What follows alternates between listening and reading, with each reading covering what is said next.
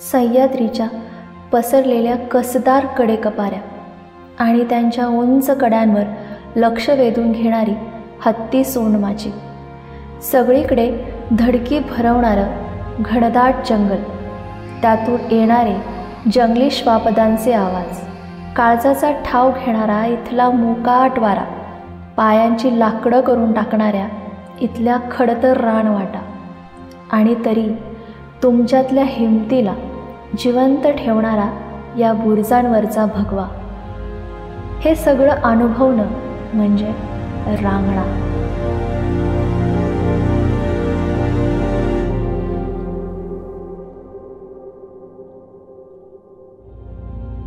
तुम्ही अनुभवलाय का असा थरार? 10 किलोमीटरचा खडतर जंगल प्रवास, जंगली प्राण्यांची भीती, त्यामुळे इथे येणाऱ्यांची संख्या तशी कमी, आणि हे सर्व पार करून पोहोचायचंय रांगण्यावर. त्याचं स्वतःचं जंगल आहे, ते पार करत पुढे जायचं. कारण सहसा लोकांपासून अलिप्त असलेली, कोल्हापुरातल्या कुठल्याही गडाला नसलेली आणि रांगण्याचं वेगळेपण दाखवणारी हत्ती सोंडमाची.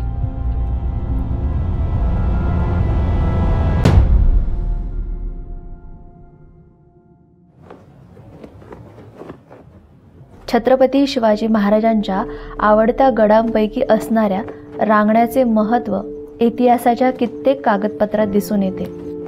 एक रांगणा खबरदार तर सर्व सुरक्षित, नाहीतर सकल सावंत बारदेशावर उतरेल, हे गडाचे महत्त्व सांगणारे आणखीन एक विधान.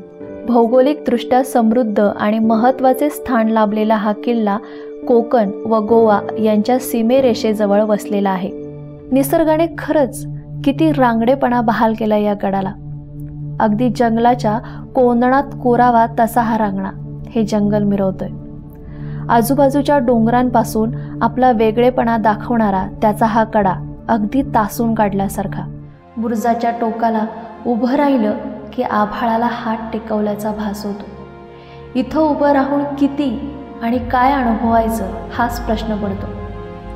समोर चित्रात रेखाटावा तशा कड्यांचा बुलंद सह्याद्री दिसतो. त्याच्या या राकट बाहूत आपला जीव ओतून रुजणारं जंगल दिसतं. या दऱ्याखोऱ्यांचा, या रानवाटांचा मोकळा स्वर श्वासात भरणारा वाराही दिसतो. हर हर महादेव अशा आरोळ्यांनी आसमंत भरून टाकणाऱ्या मावळ्यांच्या चेहऱ्यावरचा स्वाभिमानही दिसतो.